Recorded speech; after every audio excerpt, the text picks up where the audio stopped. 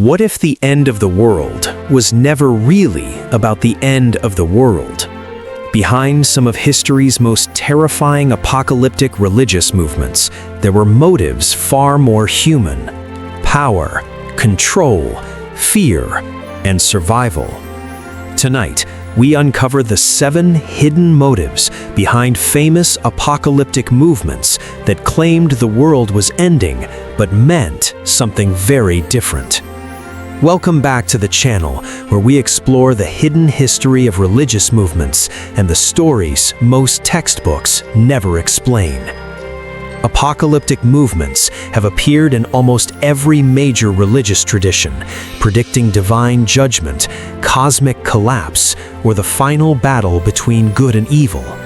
But beneath the dramatic prophecies, historians have uncovered deeper motives driving these movements. If you're fascinated by the psychology of belief and the secret forces shaping religion, make sure to like, subscribe, and turn on notifications. Now, let's step into the shadows. One of the most common hidden motives behind apocalyptic movements is control through fear. When followers are convinced the world is about to end, obedience becomes urgent. Rules are followed without question. Leaders gain absolute authority. In medieval millenarian movements, believers were told salvation depended on strict loyalty, not just to God, but to the movement itself. Fear of eternal destruction became a powerful leash. Ask yourself, if you truly believed tomorrow was Judgment Day, how much would you obey today? Many apocalyptic movements weren't just religious, they were political revolutions in disguise. Declaring the end of the world often meant declaring the end of existing rulers. In times of empire, oppression, or foreign rule, apocalyptic prophecy gave divine legitimacy to rebellion. Leaders framed their struggle as God's final plan, not human ambition. The message was clear: oppose us, and you oppose heaven itself. Apocalypse in these cases wasn't about destruction, it was about replacement. Apocalyptic movements often emerge during economic collapse. When people lose land, jobs, or social status, the promise of a divine reset becomes deeply attractive. Some movements encouraged followers to abandon possessions, pooling wealth under religious leadership. Publicly, it was framed as spiritual purity. Privately, it ensured survival and power for those of the top. When the world feels broken, the promise of a cosmic reset feels like hope. Apocalyptic movements offer something profoundly human: identity. Followers aren't just believers, they are the chosen, the awakened, the saved. In a confusing world, this creates clarity. Outsiders are lost, insiders are special. This psychological boundary strengthens loyalty and discourages doubt.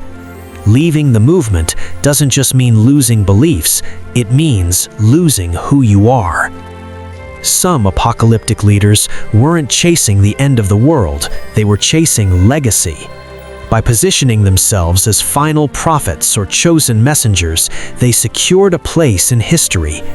Even failed prophecies didn't always destroy their influence.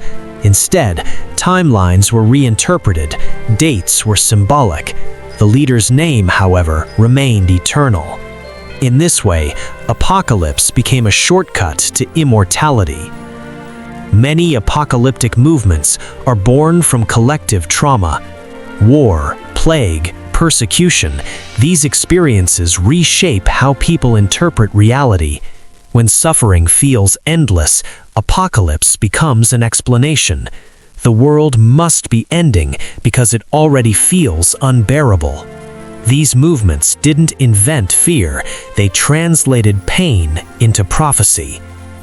Finally, apocalyptic movements reflect humanity's struggle with meaning. Random history is terrifying. Apocalypse organizes time, a beginning, a crisis, and a final resolution. It turns chaos into a story. For many believers, the end of the world wasn't terrifying, it was comforting, because at least it meant everything had a purpose. Apocalyptic religious movements weren't driven by a single motive. They were shaped by fear, power, trauma, identity, and hope, all deeply human forces. Understanding these hidden motives doesn't weaken religion. It helps us understand why people believe, especially when the world feels like it's falling apart. If you enjoyed this deep dive into the shadows of religious history, subscribe to the channel and watch the next video where we explore how failed prophecies reshape belief instead of destroying it. And now, I want to hear from you. Do you think apocalyptic movements are about the future or about coping with the present?